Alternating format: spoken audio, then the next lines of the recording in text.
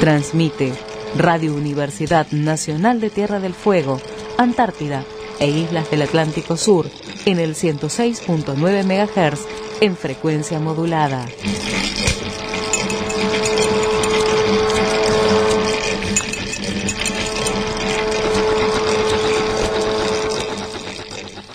Houston, contact with a test. 1, 2, 3, 4, 5. Astrolabio, navegando el océano cósmico. Un viaje semanal que nos orienta en el universo. Con la conducción de José Luis Ormaechea, la producción de Fernando Alancae y la operación técnica de Noelia Mangín. Astrolabio, navegando el océano cósmico. Houston, contact with a test. 1, 2, 3, 4, 5. Muy buenas tardes, estimados amigos y amigas, bienvenidos al programa número 5 de Astrolabio. De a poquito vamos aumentando. Fernando, ¿cómo te va? ¿Cómo te va, José Luis? ¿Todo bien? Muy bien, bueno, con Noelia Mangín en la operación técnica, Elizabeth Furlano, la directora, hoy nos abandonó, nos dejó solos. Vamos a ver cómo nos arreglamos en Elizabeth. ¿Cómo ocurre esto? Sí. Bueno, Fernando, hoy tenemos... Contame, hoy tenemos ¿qué una sola entrevista. Ya Ajá. El programa pasado, las entrevistas nos llevaron mucho tiempo, así que vamos a innovar en el programa de hoy. Empezamos con el personaje, como siempre, que no lo vamos a decir ahora. Para mí es un personaje muy importante, es uno de mis favoritos, así que lo vamos a dejar así con un poquito de incógnita. Después vamos a seguir con el recorrido por los lugares de la Argentina donde se hace astronomía. Vamos a abandonar la ruta 40, nos vamos a pasar al litoral y vamos a la zona de Rosario. Allí hay un instituto de física de Rosario, pero no le vamos a dedicar tanto al Instituto de Física en sí mismo, sino a uno de sus investigadores que ahora está hace unos años con un cargo, digamos, político en ciencia y tecnología, es el doctor Roberto Aquilano. Doctor en astronomía, por supuesto, vamos a hablar un rato con él a ver qué nos cuenta brevemente sobre el Instituto de Física y luego sobre la ciencia y la tecnología en particular y su relación con la astronomía. Después vamos a hablar algunos temas a los que vamos a llegar a través del personaje, sí. No podemos adelantar mucho. No, pero el personaje ha hecho contribuciones muy importantes y bueno, ha trabajado en un sitio que marcó toda una época de la astronomía. Vamos a hablar un poco de los problemas que atacaban y después vamos a dedicar el último cuadrante del programa a el cielo de la semana, a ver qué se puede ver, cómo se puede ver, a qué hora y en dónde hay que prestar atención. Antes de seguir, déjame recordar las líneas de comunicación. Si quieren comunicar con nosotros, lo pueden hacer a través de Facebook, a través de FM 106.9 Radio UNTDF. También nos pueden seguir a través de Twitter, @Radio UNTDF, o también nos pueden mandar un WhatsApp al 15 54 0097.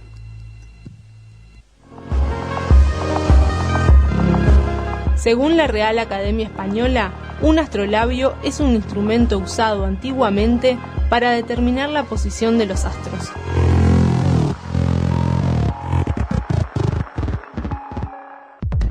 ...106.9... Educación, ciencia y cultura en un solo lugar.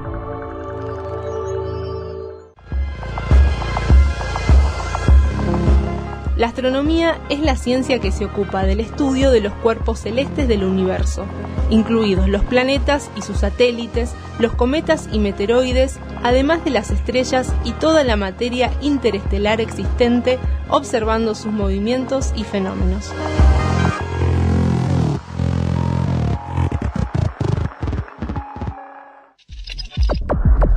¿Le dice el nombre de este personaje? Edmund Halley. ¿La nacionalidad? Nació en Inglaterra. ¿Su fecha de nacimiento? El 8 de noviembre de 1956. ¿Y de qué se lo acusa este viejito? Edmund Halley en 1705 calculó por primera vez la órbita de un cometa, el mismo que lleva su nombre, siendo de los pocos que pueden observarse a simple vista. Gracias a sus estudios se calcula que el cometa pasa alrededor de la Tierra cada 76 años. Halley además contribuyó con su catálogo del cielo austral y dedujo que las estrellas tienen movimiento propio.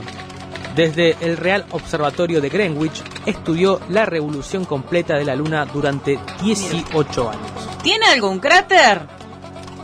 Y sí, importante astrónomo que nació en 1600. Es un poco raro sonó eso, ¿no? Que nació en 1965, siendo que hizo todos sus descubrimientos a principios del 1700. En realidad creo que es 1600. 1656, sí, 56, fecha de su Fe de nacimiento. ratas. Fue contemporáneo de Newton, del quien hablamos hace 2 programas, si mal no recuerdo. Halley, siendo muy joven, a los 19 años, ingresa como ayudante de Flamsteed en el observatorio de Greenwich que se había creado ese mismo año, 1675. El rey de Inglaterra decide en ese año, copiándose un poco de Francia, que hacía 7 años antes había creado el observatorio de París. El rey de Inglaterra decide crear el Real Observatorio de Greenwich, dedicado a un problema fundamental que era la determinación de la longitud en el mar. Ajá. Después a eso nos vamos a dedicar En el cuadrante 3, ¿verdad? en el cuadrante 3, porque es un problema astronómico que fue crucial en el siglo XVII-XVIII.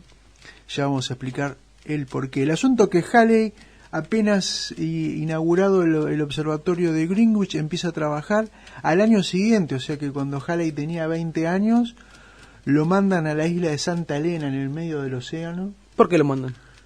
Y porque ¿Hizo algo malo o era parte de la isla de Santa Elena es famosa porque allí terminó sus días Napoleón. Ah, tenés razón. Los franceses instauraron una cárcel. La isla de Santa Elena, así como la de Ascensión y la de Tristán de Acuña, son 3 islas que están en el medio del océano Atlántico. Son islas volcánicas, corresponden a la dorsal mesoceánica. Fueron descubiertas por los portugueses, pero los ingleses las ingeniaron para birlárselas. ¿No les suena parecida Qué a raro, otra historia? Sí. El asunto que en los tiempos en que se crea el observatorio de Greenwich se usaba la isla de Santa Elena para observaciones del cielo austral. La isla de Santa Elena está a la altura de Angola, ya en el hemisferio sur, no muy al sur que digamos, pero claro. Bueno, la usaban como plataforma, desde allí se veían incluso las estrellas circumpolares. Entonces, cada vez que alguien, principalmente ingleses, querían hacer alguna observación importante que involucraba el cielo austral, a Santa Elena. Y obviamente no era cuestión de ir por unos días, hacer semejante viaje por unos días, así que cada vez que llegaban allí con alguna misión en particular... No es como en nuestros tiempos que tomás un avión, viajás en un día, estás ahí... particular una misión científica y astronómica, Halley debe haber estado ahí 1 o 2 años observando. Entonces ahí se produce una de sus contribuciones que vos mencionaste en la grajea, que es obtuvo un catálogo. Un catálogo es un listado de estrellas con sus posiciones, lo más precisamente que fuera posible para la época, y obtiene Halley un muy buen catálogo con 341 estrellas australes que no podían observarse desde el hemisferio O sea, norte. Halley se tomó el trabajo de mirar al cielo y agarró, le puso el nombre acá a 340 y... ¿cuánto me dijiste? 341. No tengo la información si él les puso nombre. O sea, pero más o menos las dejó registradas, por así decirlo. Hizo un catálogo. Claro. Hizo un catálogo. Cuando volvió a Europa, lo mandaron en 1680 a París, a que junto con otro gran astrónomo llamado Cassini observara el cometa del gran cometa de 1680. Los cometas en esa época eran, digamos, cuerpos bastante misteriosos, y gran contribución de Halley arroja bastante luz. Halley se empieza a interesar en los cometas en ese año 1680, entonces cuando vuelve a Inglaterra lo va a ver al gran Newton. Ah, mirá. Y le pregunta a don Isaac, ¿cómo es que se mueven los cuerpos en el sistema solar. Y Newton rápidamente le dice, en órbitas elípticas, por supuesto, y lo sé, además de, porque yo lo había dicho Kepler, ¿no? Lo sé porque hice los cálculos.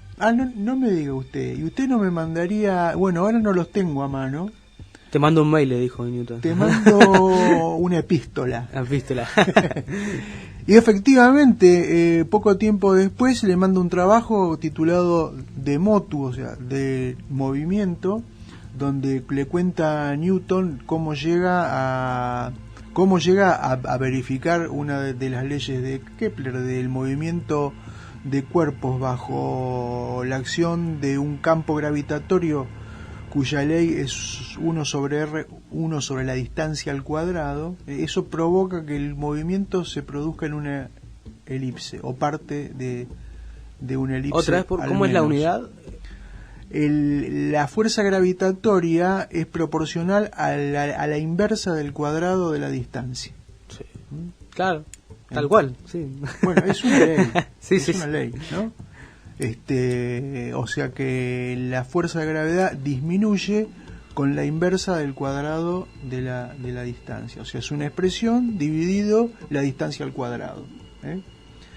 Entonces, a Halley eso le parece súper interesante e insta a Newton a que escriba algo más, y ese es el inicio de los famosos Principia, la máxima contribución de Newton, cuyo título, digamos, en castellano sería Principios matemáticos de la filosofía natural, la obra cumbre, la obra más famosa de Newton. Halley escribe la introducción de esa obra.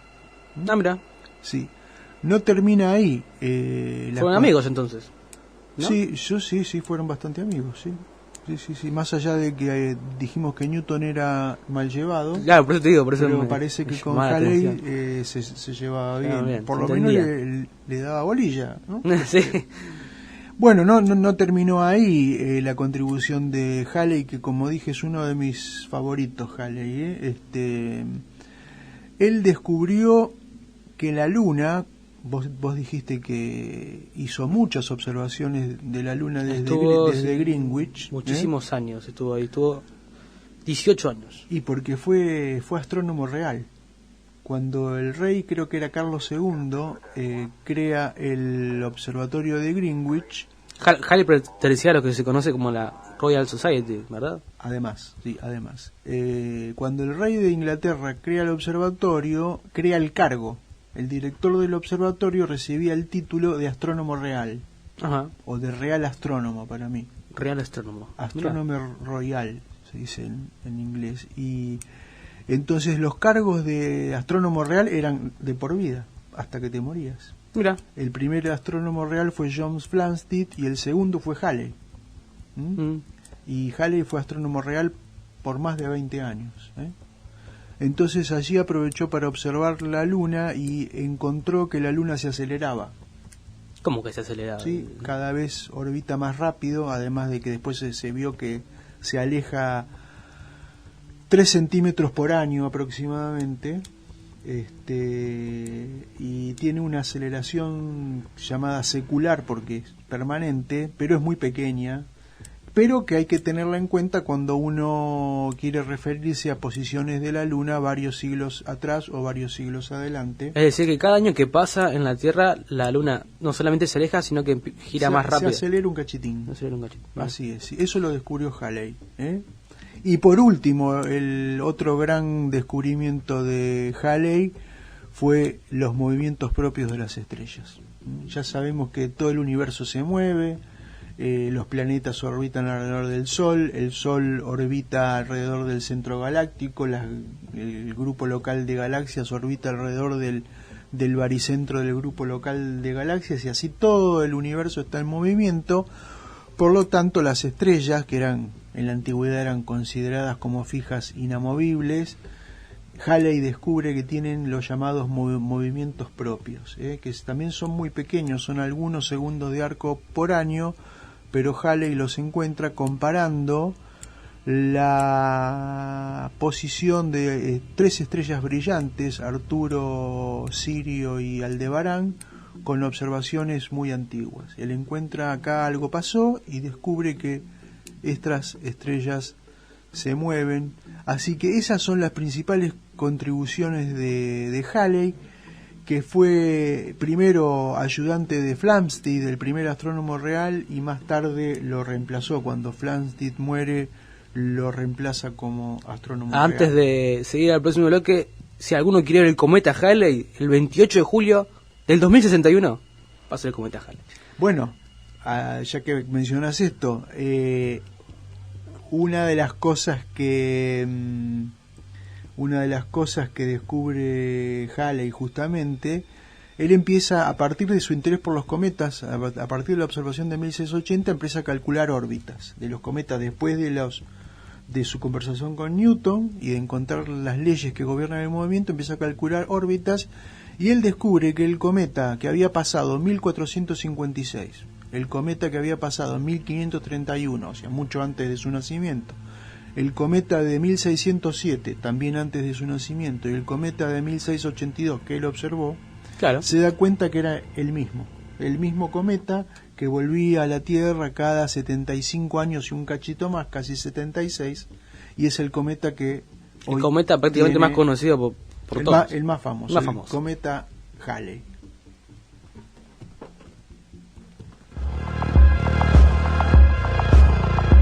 ¿Esta semana miraste la luna? Fuente de inspiración de poetas y artistas, la geografía de la luna nos ofrece en cada fase un mundo lleno de montañas, cráteres, mares y grietas. Todas han sido fotografiadas y tienen nombre. En Astrolabio te contamos dónde están y cuándo verlas.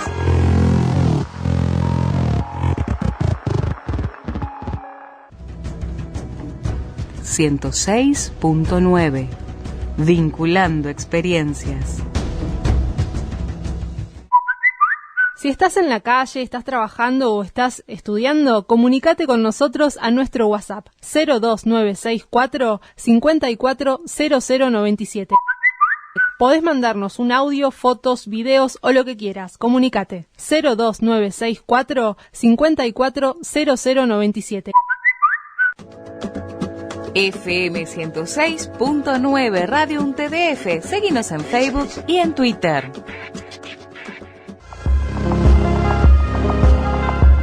¿Sabías que la astronomía es una de las pocas ciencias en que los aficionados pueden desempeñar un papel activo, especialmente en el descubrimiento y seguimiento de fenómenos como curvas de luz de estrellas variables, descubrimiento de asteroides y cometas?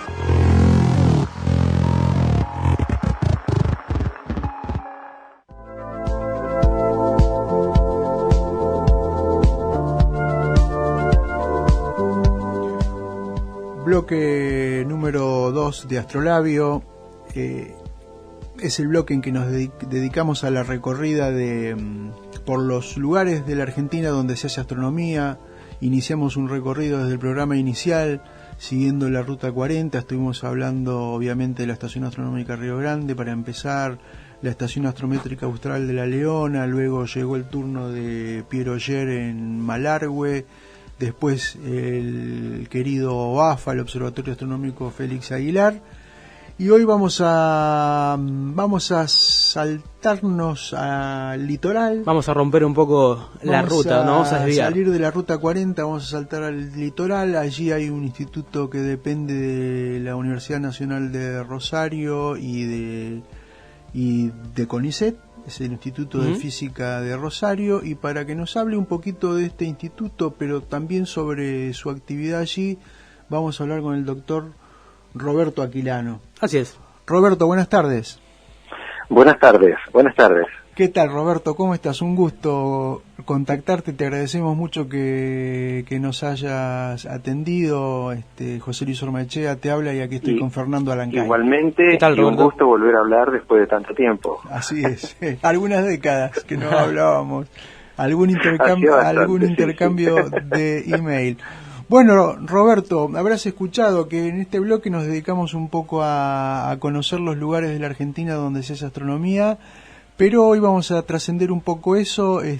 Nos vas a hablar, te voy a preguntar un poquito sobre el Instituto de Física de Rosario, donde has trabajado mucho tiempo, pero luego vamos a pasar a otros temas que me parecen interesantes que tienen que ver con tu trayectoria. Roberto, entonces, a ver, contanos brevemente un poco los temas astronómicos que ha tocado o que está tocando actualmente el Instituto de Física de Rosario. ¿Qué líneas de trabajo tiene en astronomía?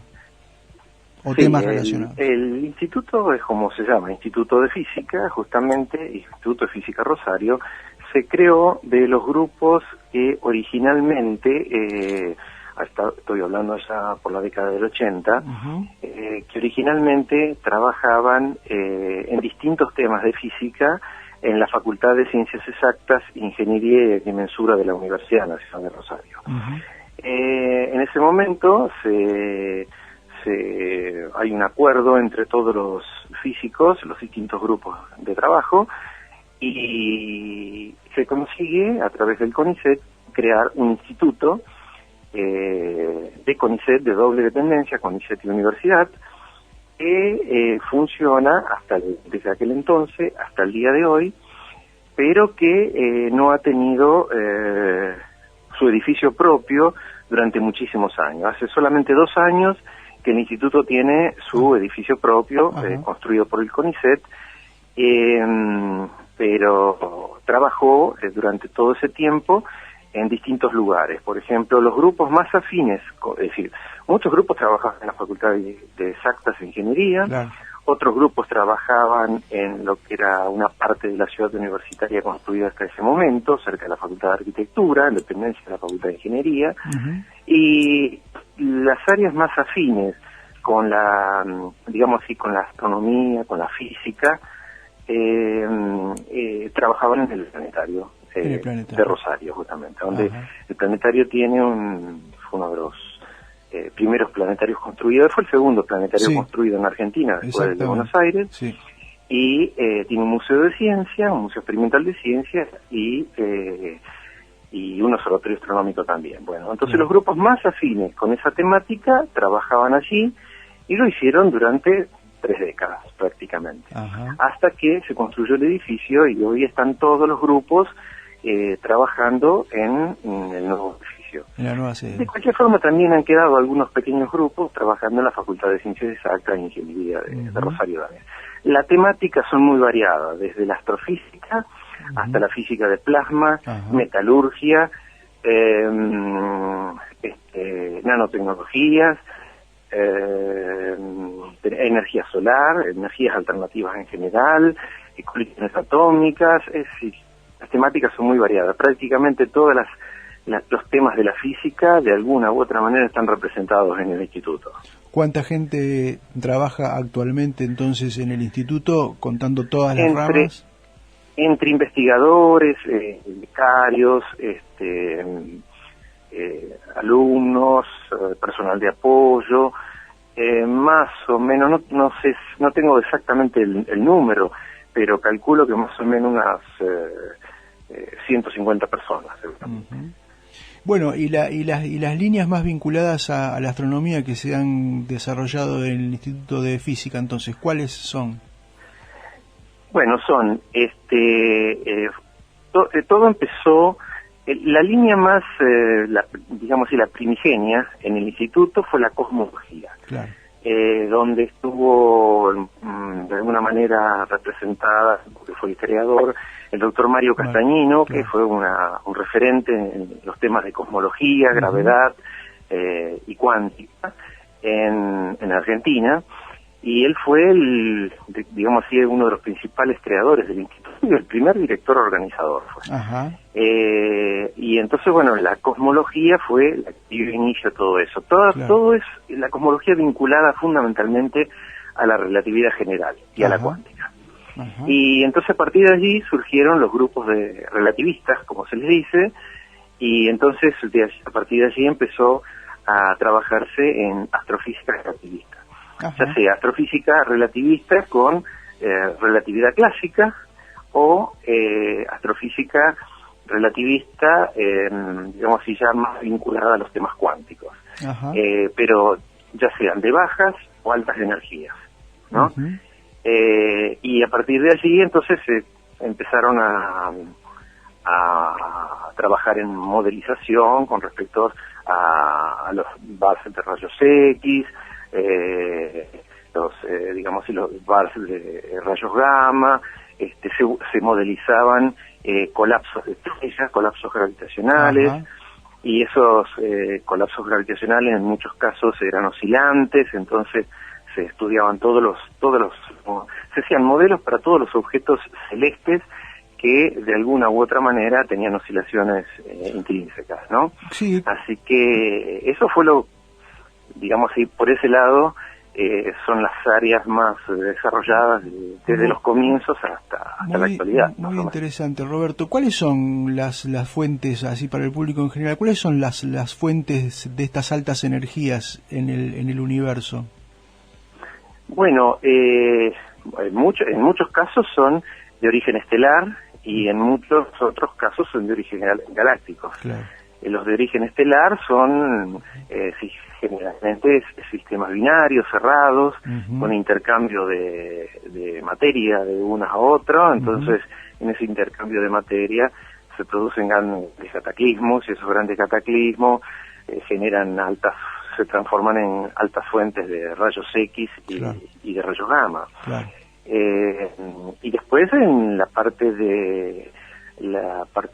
galáctica, por ejemplo, donde tenemos involucrados importantes agujeros negros, los agujeros negros supermasivos, por ejemplo. Bueno, eso es una temática, agujeros negros es una de las temáticas que se desarrollaron también. Así que básicamente todos los objetos que tenían involucrados estrellas de neutrones o agujeros negros están vinculados a fuentes de altas energías en X y gamma. Muy bien. Bueno, aparte, y bueno, por los años que me estás hablando, en tu caso vos has sido también uno de los primeros, si no el primer astrónomo con que contó, digamos, el Instituto de Física. Sí, soy el primero, sí. Muy bien. Sí. Digamos, ya a esta altura del partido, un dudoso honor ser el más viejo. Claro. ¿Qué le vamos a hacer? Sí. El tiempo pasa. Roberto, pero bueno, luego de algunas décadas dedicado puramente a la astronomía, luego te has volcado un poco a la gestión, principalmente con lo que tiene que ver a la ciencia y tecnología, y también has trabajado mucho en la divulgación de la astronomía, ¿no? ¿Qué nos podés contar? Decime tu opinión, es un tema para un libro, pero decime tu opinión, la importancia en principio de impulsar el desarrollo científico y tecnológico en una sociedad, en una comunidad, ¿no? Pensando más en una comunidad, ¿no? Sí, bueno, mira, lo que te puedo contar es lo siguiente. Yo en estos momentos estoy un poco de licencia en el área de investigación, porque ya hace unos cuantos años estoy dedicado bastante a la gestión justamente de ciencia y tecnología. Primero estuve en la Nación, lo que hoy es el Ministerio de Ciencia y Tecnología de la Nación, y desde ahora estoy en lo que es el Ministerio de Ciencia, Tecnología e Innovación Productiva de la provincia de Santa Fe, y soy uno de los creadores de ese ministerio, justamente. Primero fue Secretaría de Estado. Cuando no había absolutamente nada en Santa Fe, creamos una Secretaría de Estado de Ciencia y Tecnología, que luego se transformó en ministerio, y hemos creado, ahí estoy como subsecretario de Promoción Científica del ministerio, y a su vez hemos creado desde hace 2 años una agencia, al estilo de lo que se conoce generalmente como la Agencia Nacional, y esta es la Agencia Santafesina, y estoy en la vicepresidencia de la agencia. Y entonces, bueno, en ese sentido tengo unos cuantos años arriba los hombros, tratando de generar organismos de ciencia y tecnología para el financiamiento justamente de la ciencia y la tecnología. Y dentro de las áreas que abordamos tenemos desde la física, la astrofísica obviamente, tenemos todas las ciencias biológicas, las ciencias bioquímicas, las ciencias de las ingenierías, tenemos prácticamente todas las áreas, la agronomía también, obviamente, y estamos colaborando muchísimo con el desarrollo de todos los centros de biotecnología. Es decir, por ejemplo, Rosario se ha transformado en un centro biotecnológico de primer nivel mundial. Es decir, no tiene nada que envidiarle a ningún instituto, a ningún centro de investigación en biotecnología de cualquier parte del mundo, y eso está todo financiado por el CONICET, la universidad y nuestro ministerio y nuestra agencia. Así que ¿los capitales privados tienen en ese alguna sentido participación? hemos trabajado muchísimo, hace muchos años que estamos en estas cosas justamente. Te preguntaba, ¿los capitales privados tienen alguna participación en alguna línea, principalmente en biotecnología? Sí, no en el caso de nuestro ministerio o nuestra agencia, porque esos son capitales provinciales, justamente, ¿no? Sí. Pero sí hay capitales privados en muchos de los desarrollos, porque hay muchos de los desarrollos que se han hecho que participa el CONICET, participa la universidad y participan los capitales privados, porque se forman instituciones que tienen una vinculación directa con el mundo, digamos así, empresarial, del desarrollo de nuevas vacunas, digamos así, todas las cosas que de alguna u otra manera desembocan en laboratorios biotecnológicos, ¿no? Y hay laboratorios biotecnológicos directamente ya funcionando a pleno desde hace muchos años, con un intercambio de gente, investigadores internacionales notables, permanente. Y entonces allí sí hay vinculación fundamentalmente en eso, o en las áreas de las ingenierías también, hay vinculación con capitales privados que se asocian a los capitales estatales. Roberto, una pregunta. ¿Cómo ven desde otros países la ciencia en la Argentina? Bueno, Argentina siempre se ha caracterizado por tener muy buenos investigadores. Lo que siempre le falló históricamente un poco a la Argentina fue las estructuras organizacionales que contenían a los investigadores. De ahí que los argentinos tienen su buena fama internacional por lo creativo que son. Bueno, ahora, hoy desde afuera, yo a la noche estoy viajando a Estados Unidos justamente al centro Carter, trabajo allí desde hace unos cuantos años también, y desde eso se ve que Argentina tiene un lustre un tanto especial en América Latina con respecto a las ciencias.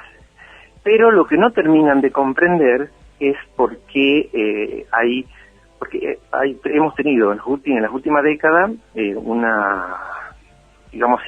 sostenimiento de la ciencia bastante importante, como todos pudimos ver, pero la producción científica no ha aumentado, como quien dice, no ha mejorado, y en algunas áreas incluso ha disminuido. Y eso no se termina de entender mucho del todo, porque muchos investigadores argentinos que estaban en el exterior han vuelto a la Argentina, han desarrollado grupos de investigación, pero no ha aumentado la producción en sí, comparativamente con, por ejemplo, con Brasil y con México. Es decir, nos sacaron más diferencias. De cualquier forma, no deja de reconocerse la calidad de muchas de las investigaciones argentinas. Así que esa es un poco la visión en general, vaya donde uno vaya, encuentra respecto del desarrollo de la ciencia argentina. Tiene un lustre muy importante, el único país que tiene América Latina que tiene premios Nobel en ciencia, ¿no? Los otros han tenido en literatura, la paz, todo, pero en ciencia no, salvo México. México tuvo en ciencia, pero hay un problema en los últimos años con la productividad, aparentemente. Claro, es decir, Argentina, como todos sabemos, ha tenido ciclos históricos, que los ciclos político, las subidas y bajadas políticas, las subidas y bajadas económicas, nunca ayudaron a todo eso. Pero ahora hemos tenido una década razonablemente estable en ese sentido, y lo mismo, se hubiese esperado un desarrollo un poquito mayor todavía. Pero bueno, son procesos, que estos procesos no son de un día para el otro. Yo creo que se va en el buen camino, se sigue yendo en el buen camino, se viene sosteniendo bien, y esperemos que esto se continúe sosteniendo, y bueno, el desarrollo seguramente será paulatino, pero seguro para adelante, ¿no? Bueno, finalmente, por lo menos lo que queremos creer. Sí, todos esperamos eso realmente. Bueno, Roberto, brevemente y para cerrar, vamos a volver a la astronomía en particular. Ha sido impulsor a lo largo de los años de diferentes programas de divulgación de la astronomía, en particular lo que tiene que ver con la educación. Muy brevemente, en un minuto, si nos puedes contar algo. De lo que hacemos nosotros, de lo que han hecho, lo que has hecho. Sé que has estado relacionado con programas. En lo personal he trabajado mucho, fui 10 años director del complejo astronómico de Rosario, que mencioné antes, que está ahí, el planetario, que fue el segundo del país. Un museo experimental de ciencia, que fue el primer museo experimental de ciencia de la Argentina, el primero fue en su momento, y un observatorio astronómico chico, pero observatorio al fin. Y bueno, ese complejo fundamentalmente tenía una gran expectativa respecto de lo que era la divulgación y la educación en las áreas astronómicas, fundamentalmente, más allá de que el museo, por ejemplo, el museo experimental, abarca todas las áreas de la física, ¿no? Incluso algunas áreas biológicas también. Así que bueno, yo ahí estuve 10 años de director, estuve 3 años antes de vicedirector, estuve en su consejo asesor como 10 años también, así que a partir de allí desarrollé uno de mis gustos, mis grandes gustos de la vida, que fue la divulgación de la astronomía, obviamente, siempre es algo que me atrajo mucho, y así que bueno, eso fue digamos así, un faro donde uno radió muchas cosas, pero no quedó ahí, en el sentido de que uno siempre se ha ido vinculando con otros ambientes, o con otra gente también, vinculada a la divulgación, y bueno, y a partir de allí tuvimos participación en muchos programas televisivos de divulgación, radiales también, y bueno, es decir, hemos escrito cosas también al respecto, así que siempre, en el corazón siempre ha estado presente, hemos siempre mezclado. Es decir, yo nunca pude dedicarme a algo y nada más que a eso, es decir, no sirvo para vivir de otra forma, por eso siempre hice investigación, hice divulgación, hice gestión de la ciencia, y me dediqué también siempre a las áreas, a las cosas vinculadas con derechos humanos, derechos sociales, así que todas esas cosas fue un combo que me acompañó toda la vida, y en lo personal agradezco, porque realmente a mí me ha cubierto me ha dado cierto grado de felicidad en ese sentido. Nos alegramos mucho y estoy seguro que vas a seguir haciéndolo por muchos años más. Seguramente, hasta el último día de mi vida voy a estar haciendo esas cosas, seguro. Roberto, sabemos que estás en una reunión, así que vos también lo sé. Sí, te agradecemos mucho que nos hayas atendido, nos han quedado algunas puntas que seguramente te trataremos de explotar más adelante, y bueno, será entonces hasta pronto. Un abrazo muy grande y otra vez muchas gracias. Un abrazo, Roberto. Ha sido un gusto enorme este llamado, esta comunicación, y bueno, al servicio para lo que pueda ser útil y en más, y un gusto hablar contigo, ¿no? Bueno. Y recordar viejos tiempos. Un abrazo, Roberto, hasta pronto. Un abrazo enorme, José Luis. Estábamos con el doctor Roberto Aquilano, actualmente funcionario de Ciencia y Tecnología de la provincia de Santa Fe, doctor en astronomía, fue director del planetario de Rosario, del Observatorio Astronómico, y nos ha contado un poco qué es lo que se hace allí en Rosario vinculado con la astronomía. Se dice que la cara oscura de la Luna es esa cara no observable desde la Tierra, pero esto es incorrecto, ya que no hay ninguna sección de la Luna que no reciba luz solar. Debido al movimiento oscilante de nuestro satélite, desde la Tierra solo se nos oculta el 41% de la superficie lunar, por lo que la denominación correcta es la cara oculta de la Luna, y no la cara oscura.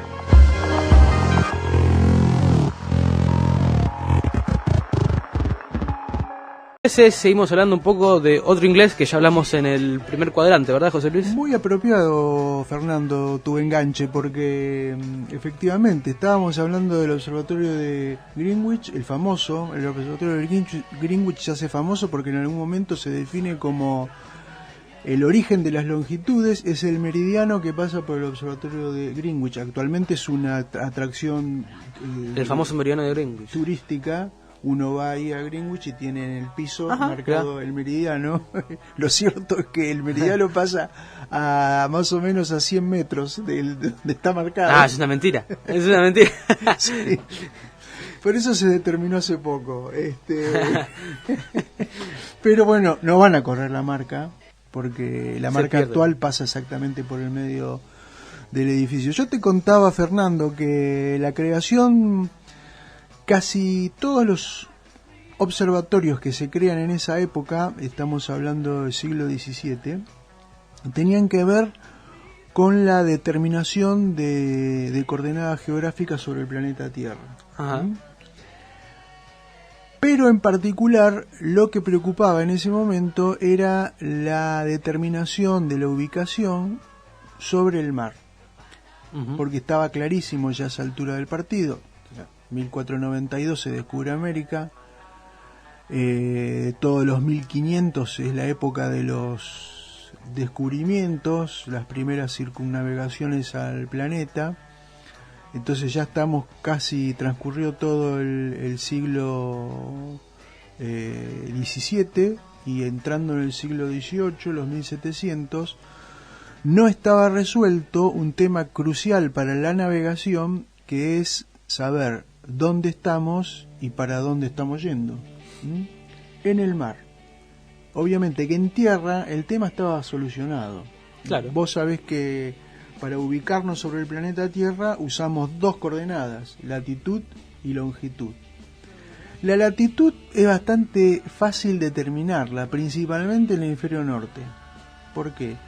Uno mide la altura, si está despejado, ¿no? La altura desde la estrella polar, y la altura en grados sobre el horizonte de la estrella polar da la latitud.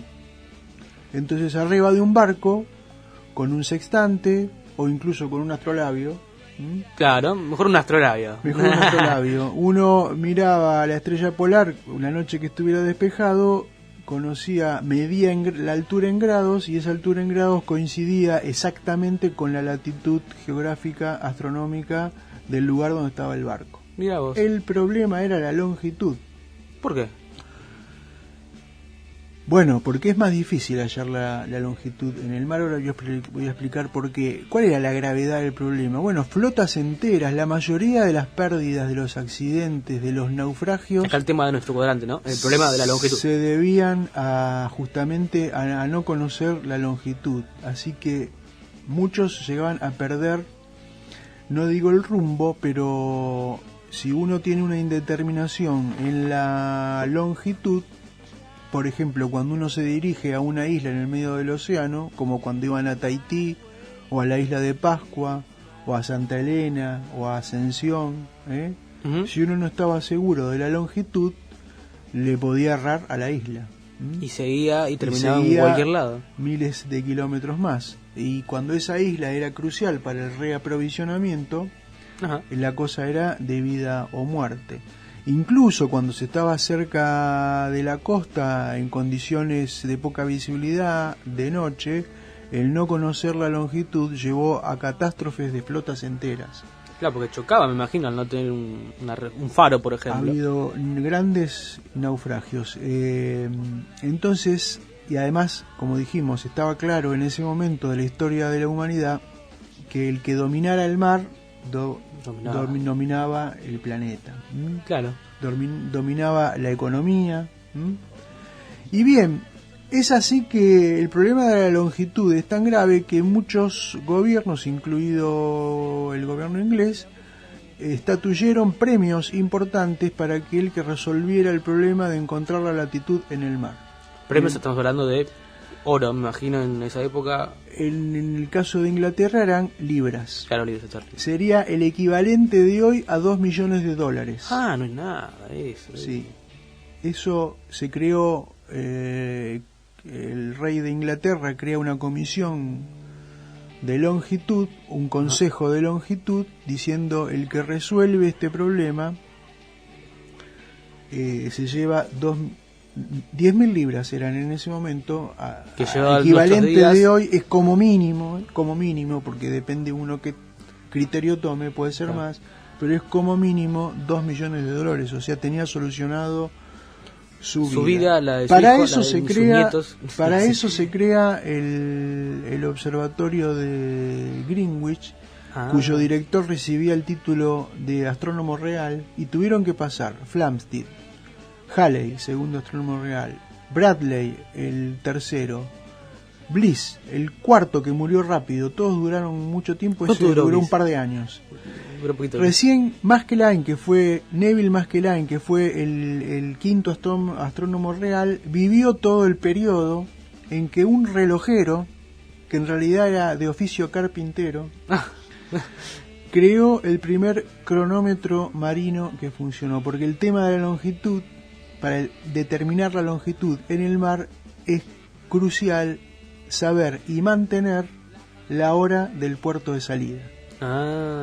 Si uno tiene un relojito con que lo pone en hora cuando sale del puerto y navega, supongamos, hacia el oeste y sale, la latitud no hay problema, uno sabe a cuánto está del ecuador, pero el tema es la longitud, no se sabe bien a qué velocidad va, no había aparatos para medir la velocidad con precisión en las embarcaciones.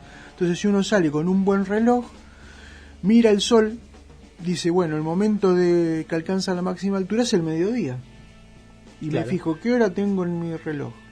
Si veo que el momento en que donde está la embarcación, la máxima altura del sol es a las 2 de la tarde, y en mi lugar de origen, en mi puerto de origen, el sol estaba en su máxima altura a las 12 del mediodía, quiere decir que avanzó 2 horas, que equivalen a 30 grados. Y esa era una forma de, observando el sol u observando las estrellas y conociendo con precisión la hora, determinar la longitud en el mar. Recién a fines de los 1700, y luego de casi 30 años de estar perfeccionando sus relojitos, teniendo la oposición férrea del astrónomo real, este relojero Harrison se llevó, no le dieron todo el premio, ¿Qué cosa? Le dieron el premio en partes a lo largo de su vida. Su hijo continuó, lo ayudó bastante. Finalmente una parte importante del premio se llevó, pero no todo. Ese es el problema de la longitud.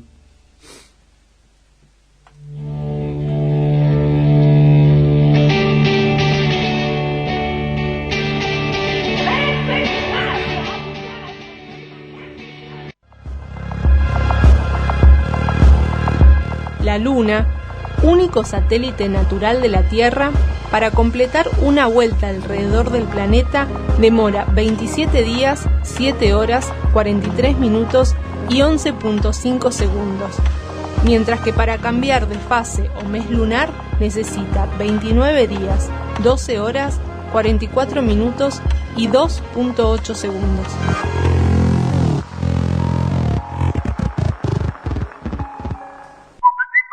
Si estás en la calle, estás trabajando o estás estudiando, comunícate con nosotros a nuestro WhatsApp 02964 540097. Podés mandarnos un audio, fotos, videos o lo que quieras. Comunicate 02964 540097. 106.9. Un mundo de sonidos.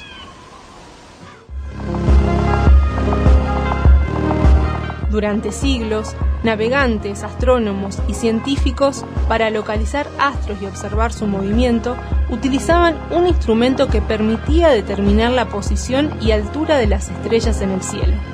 Lo llamaban astrolabio.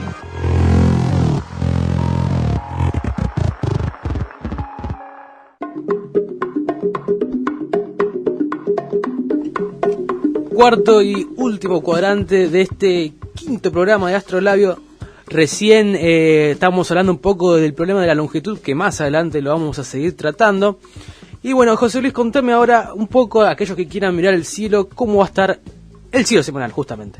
Cielo semanal, bueno, bien dijiste, el tema de la longitud, es muy interesante y lo vamos a volver a tratar para insistir. ¿Otra vez el nombre de que se ganó el premio? ¿Cómo es que se llama? Harrison, mira. Los relojes H1, H2, H4, H5 están exhibidos justamente en el observatorio de Greenwich. Lo ayudaron un poquito, ¿no? Económicamente los relojes. Y creo que zafó. Lo que pasa es que se dedicó casi toda su vida. De los 30 años en adelante el tipo se dedicó a eso nomás. Mira. Pero le costó bastante, porque el astrónomo real Neville Maskelyne le hizo la vida imposible. Algún día vamos a contar eso. Bueno, eso lo vamos a contar más adelante. Hay un libro muy interesante que se llama Longitud, justamente. Longitud, así. Dava Sobel es la escritora. Muy interesante, lo recomiendo. Búsquenlo. Cielo de la semana. Contame. No vamos a poder ver el conejo. Otra vez. Porque estamos... Se hace desear. No dijimos, hablando de conejo, ¿dónde está el cráter Halley? ¿Tiene cráter Halley? Es verdad, no lo dijimos. Halley tiene cráter, está en posición bastante central en la luna. ¿Y por qué me acuerdo? Porque está cerca de la cabeza del conejo. Está como que si el conejo fuera a cabecear el cráter para cambiarle el palo al arquero. Esa es la situación entre el cráter y el conejo, y la cabeza del conejo. Así, como por hacer una palomita. No, para adentro, como cambiarle el palo al arquero. Claro. Ahí es la posición del central del cometa Halley, que no es muy grande, pero tiene una posición central. Cielo de la semana. Bueno, nos estamos aproximando a la luna llena, el 4 de julio, luna nueva. 4 de julio es luna nueva, entonces la luna se está viendo de día, muy finita, y a medida que nos aproximemos al 4 de julio la vamos a ver cada vez menos, así que el cielo nocturno no cuenta con la presencia de la luna. Entonces los observadores del conejo van a tener que esperar un par de semanitas, un poquito menos, para poder observar. Una oyente, Juanita, me mandó una historia muy linda del conejo que le contaron en la escuela, y le mandamos un saludo a Juanita y a su mamá, María José. Bueno, cielo de la semana sigue para los vespertinos. Vamos a empezar por la noche. Yo soy de esos. Para los vespertinos. Yo me considero un vespertino. Estamos hablando a partir de las 6-7 de la noche, y ahí no tan tarde. Ahora justo que ya termino de cursar voy a poder mirar el cielo. Vacaciones de invierno hay que aprovechar para mirar el cielo. Sigue estando el Escorpión. Ajá. Y sigue estando Marte frente al Escorpión, frente a las pinzas del Escorpión, y Saturno, una configuración bastante estable. Hace rato que estamos hablando del Escorpión, sí, es verdad, de Marte y Saturno. También está Júpiter para el norte. Y también, si miran hacia el norte, a la tardecita va a haber un astro muy brillante, bastante más bajo que Saturno, y es justamente Arturo, una de las estrellas que usó Halley para determinar el movimiento propio, así que tiene una connotación histórica, y tratar de identificar a Arturo, que está ahí. ¿Se sabe por qué Arturo? No, la verdad que no sé. Podría buscarlo. Se me hacía como un homenaje al rey, no sé. Es muy probable una referencia, ¿no? Algún personaje mitológico, quizás. No lo ubico como personaje mitológico a Arturo, pero bueno, Tarea en casa. Allí está, tarea para el hogar, sí. Y los que están a la mañana ya se empieza a ver el cazador Orión. El cazador Orión, qué sí, nombre, ¿no? Orión y el escorpión están relacionados con una historia. Y esa historia tiene que ver, un poco explica su origen. Ubicación, su ubicación en el cielo, ¿no? Digamos, hay una historia mitológica que los relaciona y por eso están opuestos en el cielo, y la misión de uno y otro es, digamos, perseguirse mutuamente, ¿eh? Como que el escorpión quiere alcanzar al cazador Orión y el cazador Orión quiere alcanzar al escorpión, pero como están diametralmente opuestos en el cielo, eso obviamente nunca sucederá, pasa, ¿no? Pero es importante tener en cuenta que si uno busca una de estas dos constelaciones, o se ve una o se ve la otra. En algún momento, cuando o el escorpión está muy bajo o el cazador Orión está muy bajo, uno puede ver las dos sobre el horizonte, como siempre opuestos, ¿no? O sea, se puede ver las dos. Uno está hacia el este, el otro está exactamente hacia el oeste, pero por un ratito, ¿eh? Uno va a subir, uno va a alzarse y el otro se va a ocultar debajo del horizonte. Pero Orión, entonces, el cazador Orión, recuerden entonces, a la mañana tempranito, antes que salga el sol, se va a ver, se está viendo hacia el este, fácilmente identificable porque el cinturón de Orión son las Tres Marías, y las Tres Marías es como que apuntan a la estrella más brillante del firmamento, que es Sirio.